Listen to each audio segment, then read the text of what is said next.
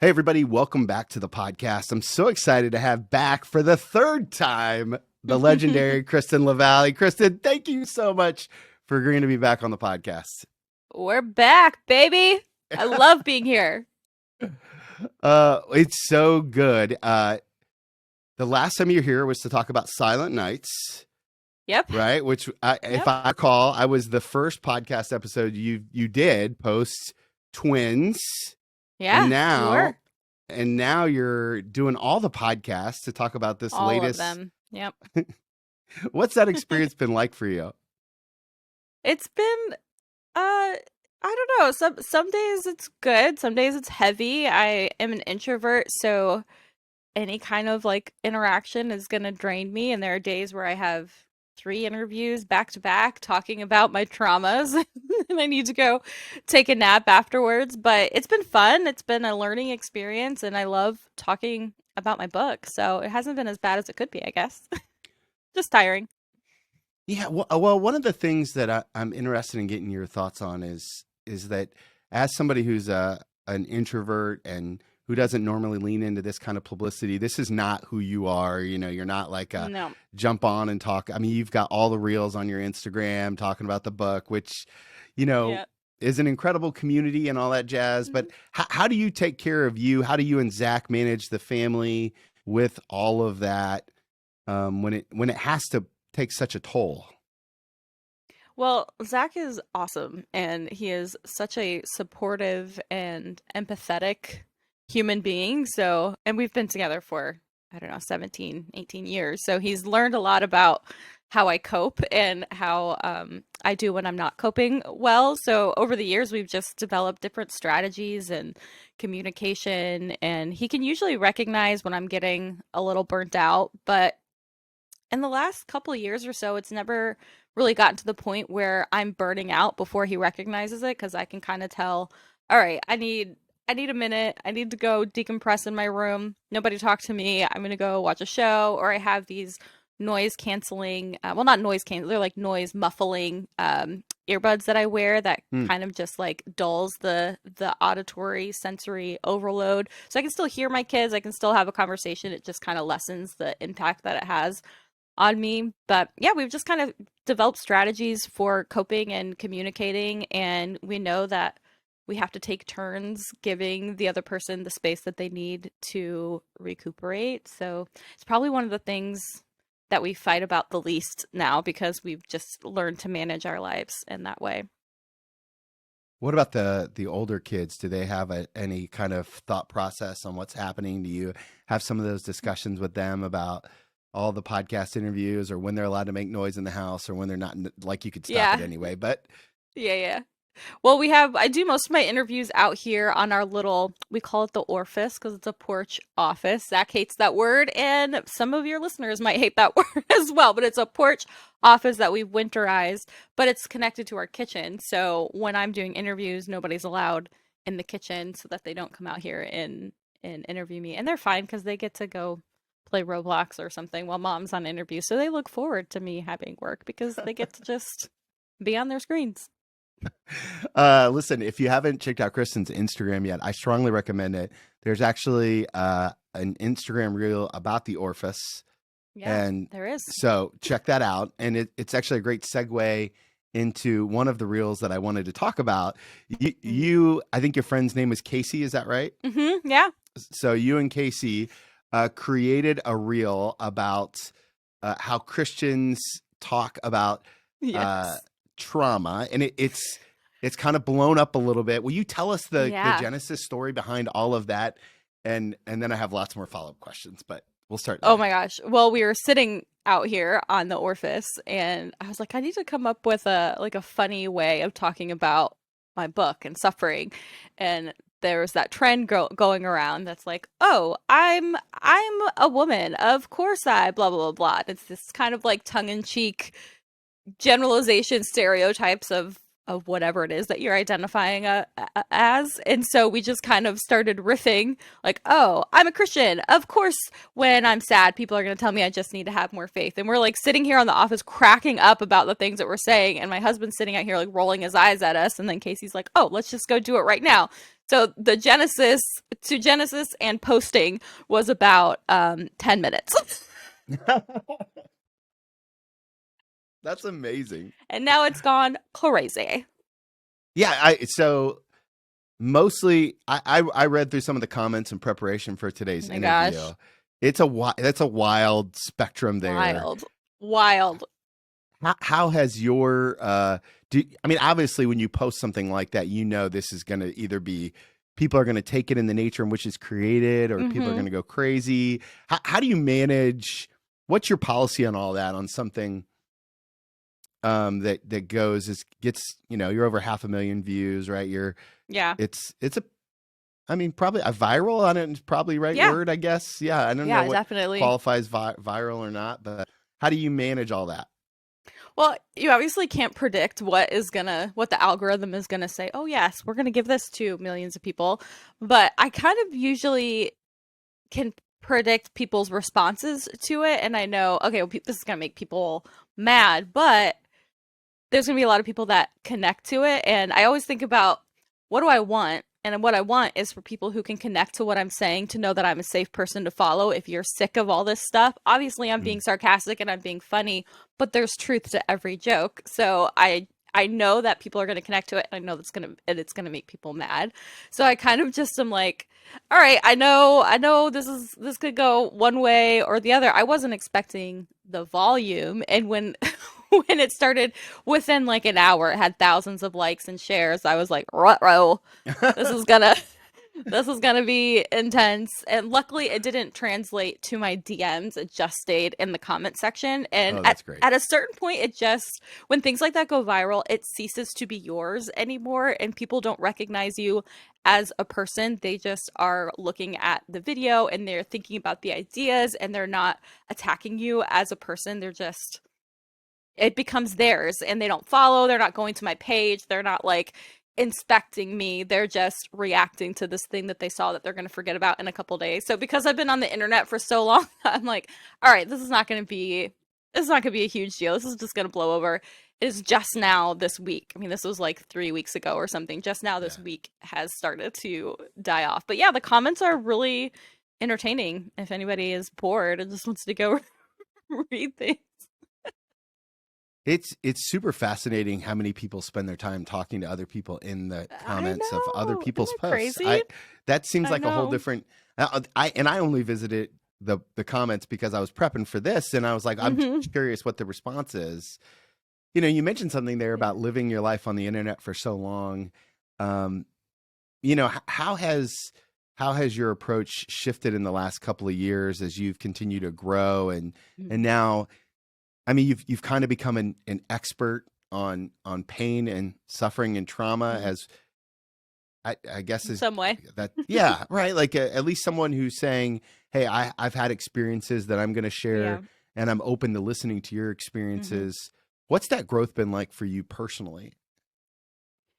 Well, a few years ago, it was brutal because I put a lot of my self-worth into being understood and being validated by people on the internet, by comment sections, and you kind of like feel like you have to prove yourself, and so and prove yourself and prove that you're doing okay. And the way we sort of evaluate whether or not we're doing okay is if people are responding the way we want them to respond. So I put a lot of eggs in those baskets, and that is never a good idea, whether the responses are good or the responses are bad. You're putting your self-worth and your identity into the hands of essentially strangers on the internet who don't know you, and they only know what you're showing on the internet. So that was really hard for me for a while, and I got to this like really unhealthy striving place of always trying to create something that people are going to respond positively to, whether it was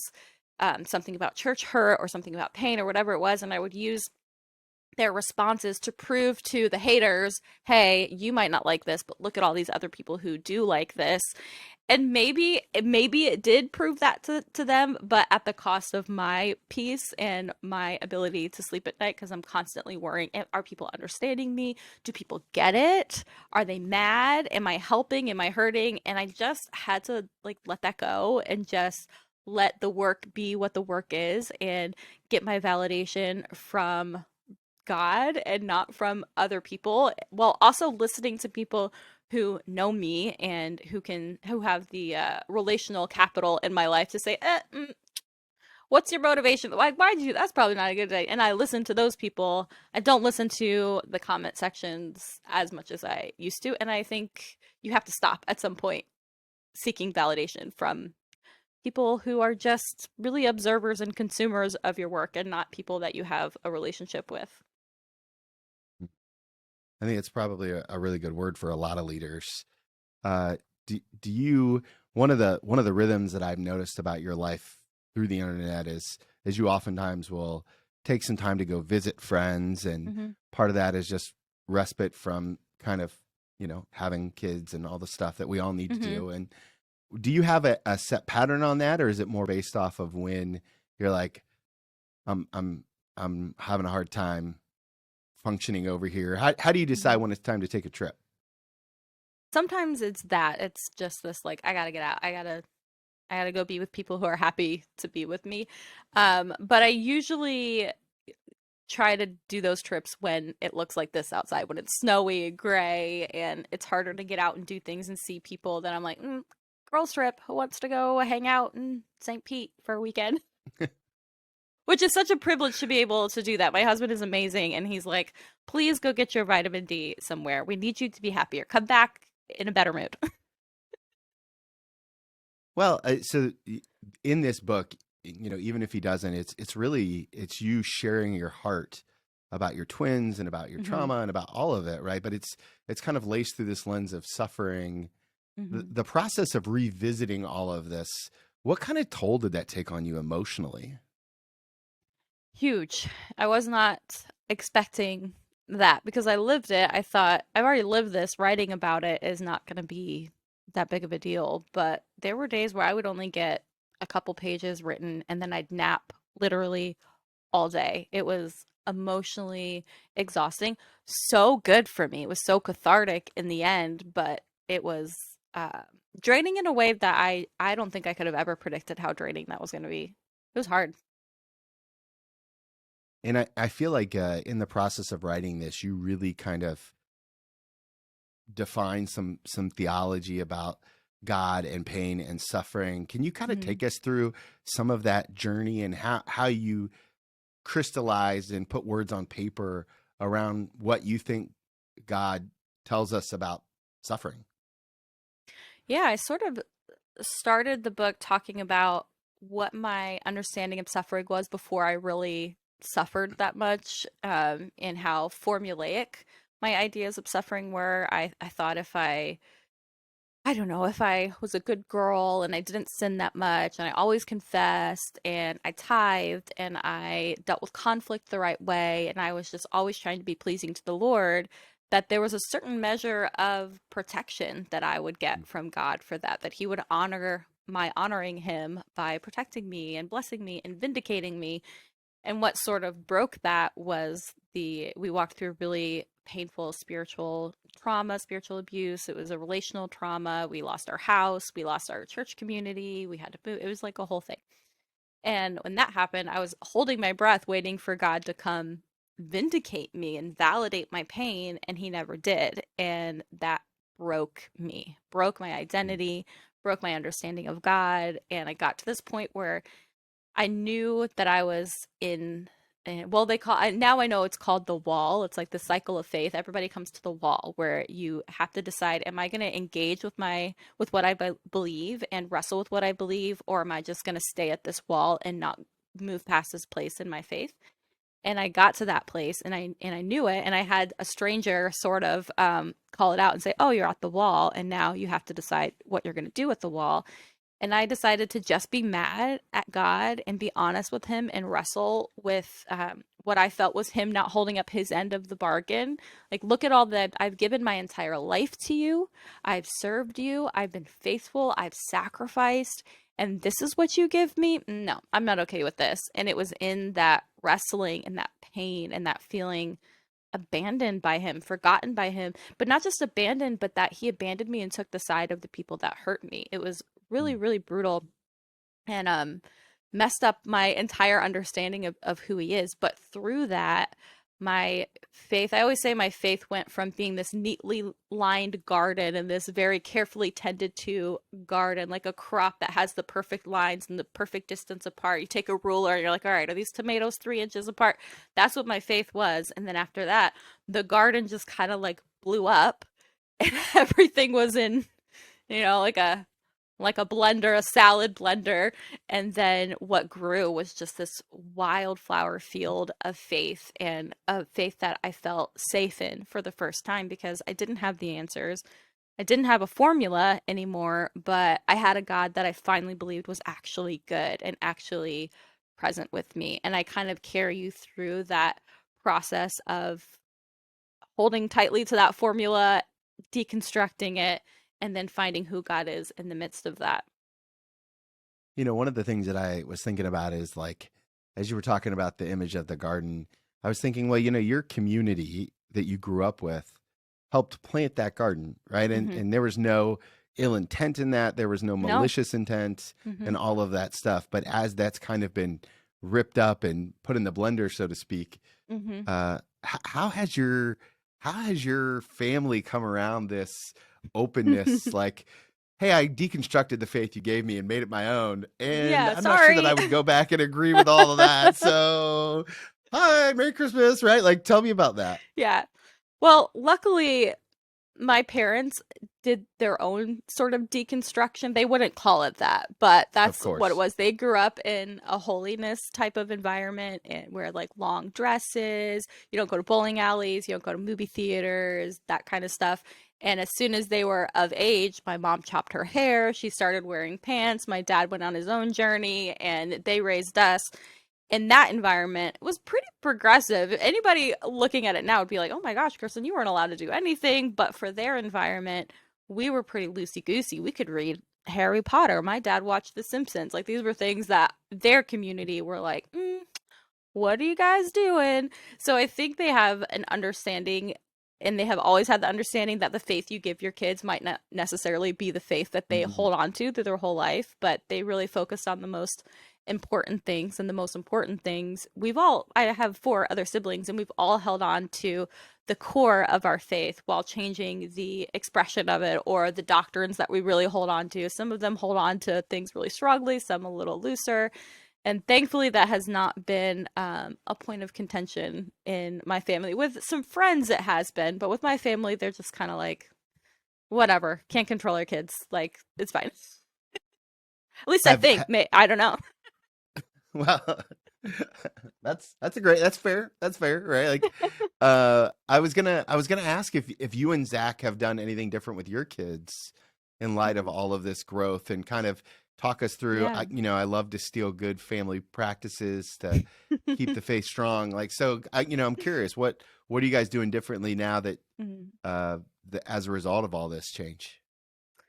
There's a lot of things. I think the biggest thing is that we really focus on internal motivators. And I grew up in the church. Obviously, my husband didn't. He came to Jesus as a 15-year-old. He's like the only person in the world probably who actually gave their life to Christ because of a gospel tract. So his upbringing was like very different than mine.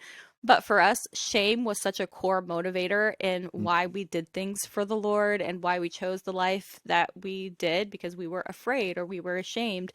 So with our kids, we kind of are trying to teach them to do things with a motivation that isn't shame or fear, but because of love or because of relationships. And it's actually kind of funny. We sat down with them last year sometime, and I was using this program. I forget what it's called, but some kind of like program you can do with church at home. And so we're doing it with our kids, and it had all these pictures of different situations, and it was like, as someone who belongs to God, how would you respond to this situation? And our kids were like, I don't know. Like, what do you do when you belong to God? And they couldn't answer it. And I said, okay, just forget the belong to God part. What would you do in this situation? And the responses that they gave when I took, because I belong to God, were exactly the responses that you would want them to give. But they just weren't associating be a good person and respond with kindness as belonging to God. So we're like, okay, so we've taught them the right things. We just haven't associated it to you do these things to please God, which is a good thing. We want them to not feel like they have to be perfect all the time so that God is happy Sure. for them. But then we were like, all right, now we got to start tying this together a little bit We got to so bring you this understand. together, right? Yeah. Yeah, like your motivator is different, but it's not because you're afraid of God or because God makes you feel shame. So that's probably the biggest thing that we're trying, and we're probably not doing it right. What do we know? What does any parent know? We're just trying to do the best we can to not give them the experience that we had that was negative. I'm pretty sure that my son's little T trauma is going to be directly connected to the fact that I was a pastor. Like it's just there. Like he's graduating high school this year. And so we're just, we talk about our wounding and all of that jazz. And so, I believe in a God that's big enough to hold all of it. Right. Yeah, I think we all give our kids trauma in some way, but the important thing is that our kids know that they're still safe with us, and they're not. We're not going to be mad at them if they're like, "You did this to me." I'll be like, "I know, I'm sorry, I was trying." Right. You should see what my parents did to me. Like, I mean, like, what do you say? Like, that's it. It's what we got, right? Like, welcome to the club. Glad you're here. You're gonna do it to your kids. Yep. What's church look like for you today? Oh, good question. It changes to the season for us because of the different needs that our daughters, our 2-year-olds, have very high sensory needs that are not always easily accommodated in church. We were part of a home church for a little while, but again, it's just hard with 2-year-olds that are just like so sensory seeking to not be a distraction.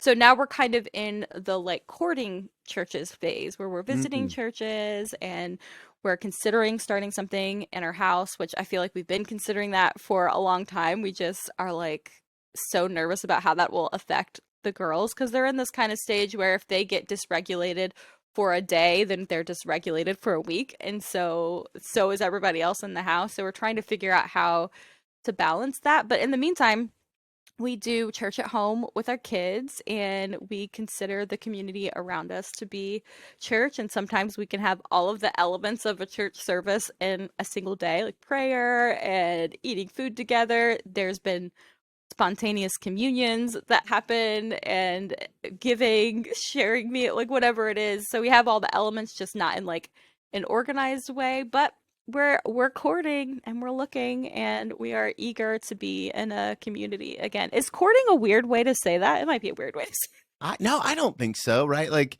I kind of so one of the things whenever I meet somebody who's kind of like visiting a church, and they're always like, "Oh, we're just visiting." I'm like, "Oh, you're taking applications, right?" Like that's kind of how I think about it. You're taking applications, like a blind date. And, like. You're trying to decide if you're going to swipe left or right, or, I mean, I've been married for so long. I've never done any of that, but like, wouldn't even know how to start over again. But what is Tinder? Right. Oh, I wouldn't know what to do if I had to start over again. Oh my gosh. Never. No. Yep. Mm-mm. Happy to be the age that I am. Yeah. Yeah. And, but I do think it's what I like about your particular part of the story. And for as long as I've known you, since the RV days, right? Like you've always been really intentional with your community. Right. And one of the things that I know about happens in this book is that community is such a big part of dealing with suffering. Yes, and so undoubtedly there is someone who's listening who has somebody in their community who's suffering. How would you encourage them to come alongside somebody? And maybe it's not a high risk pregnancy with twins. Maybe it's, maybe it's grief. Maybe it's something, who knows what it is. It could be anything that could cause us pain and suffering. How do we as community members support people without being weird? That's the thing, right? How do I not be weird about this? Or how do I like sometimes I can come on a little strong, right? Like like me, I'm an 8 on the Enneagram. Like I'm like, let's help right now, for Jesus, for you, for everybody. Yeah, and they're like, I just want to cry in my bed. And I'm like, well, I can't help you there. I got nothing. Yeah, so. I know. It's like, how do I want to help you, but I also don't want to harm you. Right. But I'm just like, I'm so aggressively wanting to help you. Right. It's like, I will love you and squeeze you to death. What's that, Looney Tunes, Elmira or whatever it was? Love you and squeeze you? Yeah, I don't know. But isn't she the one that flushes him down the toilet too? No, that's I don't remember. Maybe, probably. let's not flush people down the Let's toilet. no, let's not. That's probably Let's not a not. good idea. Help us Well, not I be think, weird. well, I don't know if I can help you do that, but I can maybe help you not cause harm in your weirdness, which That is would the be great. ultimate goal. But I think when people come to us for help, or like if you're in a position of leadership and there's somebody who's suffering in your church, I think sometimes we feel like we have to be the savior, or that people are looking at us to rescue them, and sometimes they are. Sometimes, especially if you're in leadership, people are looking to you because you have authority, and they're like, tell me how to make this stop. How do I get out of this? I don't want to feel like this. I don't want these things to be happening to me. How do I make it stop? And they want that formula, like what we were talking about. And in your eagerness to help, in your passion to help, it can feel like I have to give them something that will make it better. I have to say something. Yeah. I have to perform some act. I have to tell them this profound thing that's going to make it all go away. And that might, for a second, they might say, okay, Tony told me this, so I know it's going to get better, but then it doesn't. So what Tony said that was helpful in a month or two is actually harmful, because maybe you Wow. promised them something that you can't promise them. Not calling you out, but just, because you're here. Yeah, So yeah, no, it's I'm great. Yeah. using your name. But I think we think that if we just sit with somebody in their pain, that that's not enough, that if we're just present with them, that that's not enough. We have to do something, especially if it's somebody that you care about. You just want to, like when my kids' feelings get hurt, I want to beat the kid that hurt their feelings up because I just want to do something. Like, that's my kid. I want to make your pain stop, but you can't always make the pain stop. So I always think about Job's friends, who we just give them such a hard time because they said a lot of dumb stuff. I'll admit that. They were wrong.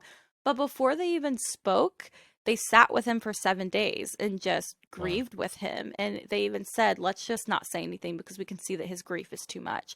So they just experienced and stepped into that grief with him. And I think my understanding of that is that because they did that, they earned their right to speak to his pain. And then they blew it, obviously. But even in Sure. that, I think there's good. I think they're speaking to his pain. Even saying the wrong thing educed a response from him so that he could say, no, I don't think you're right about that. But before he could have self-awareness of his own pain and his own process, he had to sit with it. And sometimes I think the best thing you can do is say, I'm so sorry you're in pain. I don't know why this is happening. I don't have any answers for you.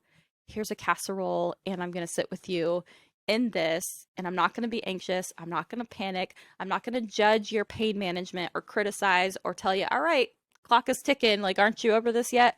I'm just going to sit here with you while you thrash and give you the best support that I can give you, keep you safe while you're thrashing in your pain, and pray for you from a distance, pray for you up front, but not try to push you past your pain. Is there a point um, when as a friend you're watching someone thrash in pain and like you're concerned for their mental health slash safety, right? Like, Mhm.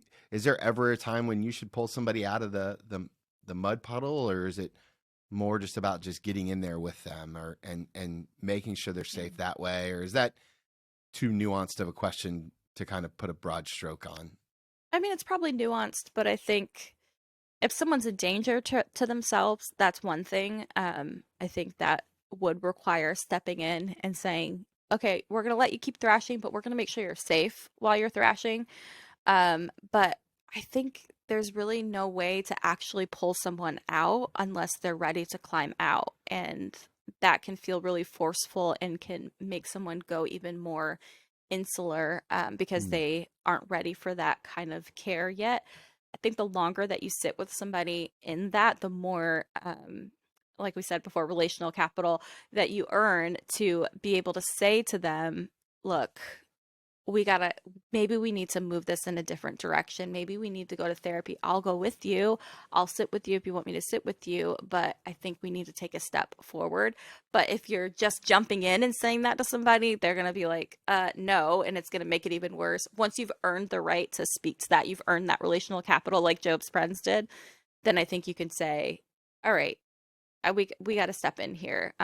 But I would say the line is definitely if somebody's becoming a danger to themselves, or if they're not able to care for their family, if their kids are being neglected. Sometimes mental health issues can cause you to just not see what's happening around you. It isn't intentional. It's just you're just so consumed. That's what I would say. Community step in, feed the kids, clean the house, and I mean that's a really specific instance, but just Yeah. things like that where you can see that there's actual harm being done instead of being judgmental to the person that is causing the harm because of their issues. Step in and help, and if you've earned that capital, speak to it.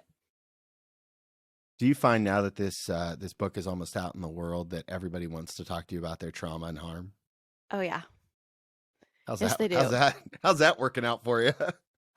It's hard because like I want to help and I want to be able to offer a response, but my responses now are not going to be as good as they would have been a month ago because I'm so tired and I don't have it in me to respond to everybody in that same way. So it's almost to the point where I'm like it's probably better for people who are messaging me if I don't look at their message or respond to it because I might say something that's harmful and not as sensitive as I want to be because I'm just kind of like talking about it so much that I'm worried I'm getting desensitized to it. And there are other times where I just get overwhelmed by it and I'm like, I literally can't, I just can't. I want to hold your pain and I'm sorry you don't have anyone to talk to.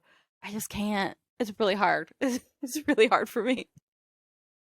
Well, and part of it is, right, is that you're so vulnerable in the writing. And Yeah. I've been following your writing for a couple years now, right? So you've always been vulnerable in your writing. So Hmm. it feels like people know you at a level Hmm. that is super authentic and intimate. And Yeah. to an extent they do, but Yeah. you don't know them in return. It would be impossible for that to work both ways. Yeah. So I imagine there's a tension there all the time. How does your community kind of come around that, um, come around you when so many people are kind of striving for your attention? I think I have a community that understands my my need to regroup and Mm, decompress. And so I have a lot of friends and people who are in my inner circle and then the circle that's right outside of your inner circle that understand that me not responding to their texts is not personal or me saying I can't go do this thing or if they're like, "Hey, can I come over and help you with stuff?" and I'm like, "No, it's not because I don't want to see you. It's because I can't even like be around. I can't even have like physical presence in my life. That's beyond what I have the capacity for and it's not personal. It's just I just need a second and I'm so grateful to have people who understand personal limitations because they have their own personal limitations. sure. Maybe it's because everyone in my community has some kind of mental health struggle. We all have trauma, so we just like understand each other. I have a friend who comes over every Monday and brings us a meal and she just like drops off the meal and says see you later. She doesn't try to stay and linger and hang out. She's just like feeding us through this busy book promotion season. But yeah, they're just people that are really understanding, and I'm really, really grateful for that. Speaking of book promotion, this is kind of it's weird because for me, you've been writing a long time, but this is really the first like big rollout of a book and everything. How are all your Hmm. feelings? As as you and I record this, we're like 3 weeks out, I think, from the book Yeah. being out there. How's the emotional roller coaster of putting a book out and a big time book out into the wilderness? There's a level of disassociation, I think, where I'm just like not letting myself think too far about it, or I'm like, I just can't think about what could happen in 3 weeks. I just have to like think about today. But it's a lot of reliving emotions talking about the book when I do interviews and people want to talk about the hardest things in the book and then decompressing from that and then having to go into marketing meetings and create graphics and there's such a tension of this really vulnerable book that I have to promote in a really business type of way so I can kind of get kind of fractured, but I Mm. have a trip planned for after release week that I'm like, that's going to be the weekend that I just kind of like breathe, get a sunburn, decompress, then get back into the business side of things, which will be like continuing to promote the book. And then I have to write another book. So I have to sort of like compartmentalize everything. That's amazing. I'm going to ask another question about that other book, Okay. and I'll put a pin in that. But Okay. you also read this book for the audiobook. Can you tell us about I that did. experience?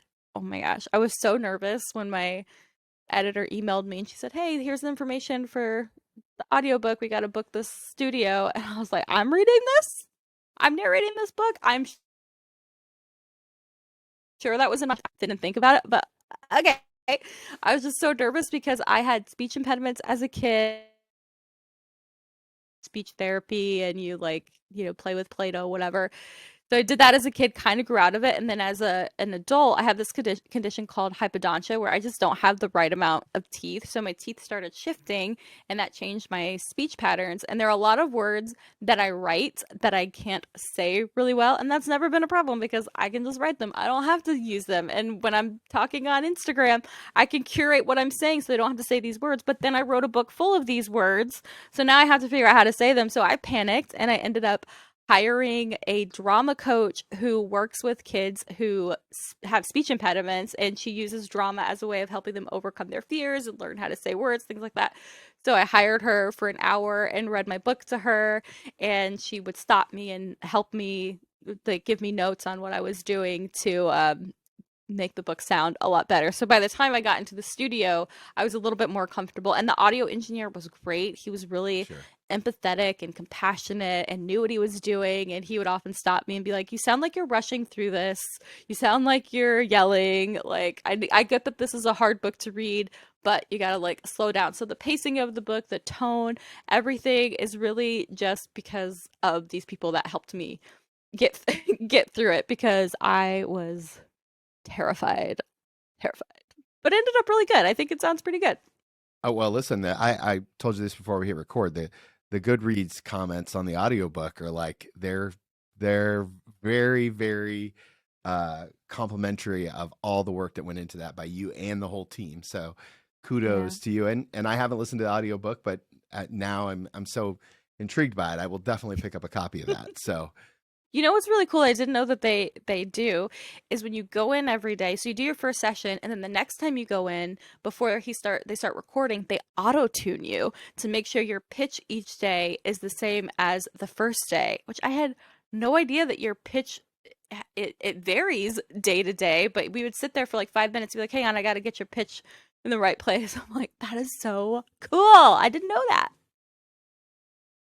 that makes sense as I think about it, but I didn't know that either. That's incredible. Yeah, it's really And they cool. just match it against the previous day, so it sounds like the Yeah. exact same voice the whole time. Yep. Isn't that cool? Man. Okay, let me ask you this. Is a year from now, Hmm. 1 year from now, Okay. what are we celebrating about what God has done through this book? Oh, we are celebrating people feeling seen and understood in their pain and feeling that their pain is valid. And we're celebrating people who have learned to hold other people's pain a little bit better and have a better perspective and understanding of the process of trauma and the process of spiritual abuse and how that affects our brains and our bodies and our lives as we're healing from that. What I really, really, really hope is that people have compassion for themselves Mm. and for other people, because pain is so complex and we try to make it really simple. And when we see someone thrashing in their pain, if we've never experienced that, we can be really judgmental and critical of their process. So I hope that, or our own process too. So I hope that people have a little bit more grace on themselves and on other people. I love that. Can you give us a teaser to what the next book is going to be? Ooh, I don't know Tony if you're wants allowed to the talk about it. tea. I Well, do.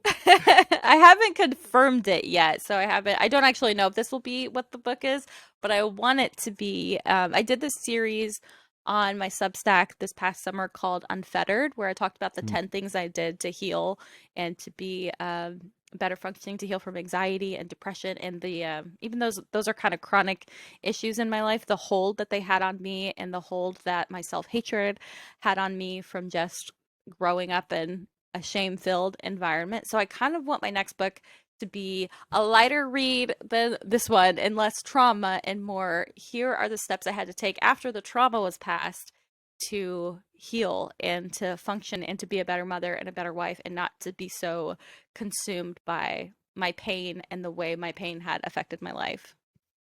I hope Okay. that's what it'll Well, be about. We'll see. so how does that work? Do you get to just kind of like make that suggestion and then Hmm. the publisher gets to say yes or no? And Yep. I'm assuming you signed a 2-book deal. Is that the deal? Yeah. Yep. So they're going to get something from you, whether they, Yeah. Yeah. right. Yeah. Great. Whatever they That's awesome. want. Yeah. Yeah. That's good. That's perfect. Okay. Where can everybody, I have one more question for you, but where can everybody find you on the interwebs? Where's obviously the Substack is so good. So if you don't subscribe to our Substack, please do so immediately and follow her on Instagram. Where else can they learn about the book specifically? Instagram has a lot of information about the book, and then my website has more information about what it's about, and there's a little clip of the audiobook and all the pre-order goodies if you are listening to this before the book comes out. But yeah, all the information will be right there. Great. And we'll link to all that in the show notes, of course. Okay. Last question. I always love to ask people. It's an advice question. I ask you to go back in time and give yourself one piece of advice, except I get to name the season of life that you're in. Okay. We've done this before. So, but this time I want to take you back to the end of the very first session of writing this book, right? Okay. I'm assuming you do this on a laptop. In my head, Mm-hmm. it could be a typewriter, a manual typewriter with like a cup of tea. That's probably over romanticizing it, but That's at the the vibe. end, yeah, that's the vibe. That's what I'm hoping. It's in my head. That's the vibe. When I think of Yeah. you, that's the vibe. That is. So at the end of the first day of writing this cathartic experience about your trauma and becoming kind of an expert on how we handle pain and suffering, what would you go back and tell yourself about what the journey that you're about to go on? I would tell myself that that the book is not going to be terrible. You think right now that this is going to be the worst thing that you ever wrote and nobody's going to read it. And that's not true. Keep writing. Write a really bad first draft because the second and third drafts are going to be a lot better. It's not as serious, but I went through a little existential crisis of being a writer after that first session. I can't do this. I'm never going to write anything again. I'm a terrible writer. So I would be like, no, it's going to get better, I promise. That's good. Well, I think it's probably a good word for all of us, right? Sometimes you just got to do it and just trust that it'll get better. Yeah. Yeah. That's good. Kristen, I always enjoy chatting with you. I really appreciate your willingness to be on and be so generous with your time. And I know it's valuable. So thank you. Thank you.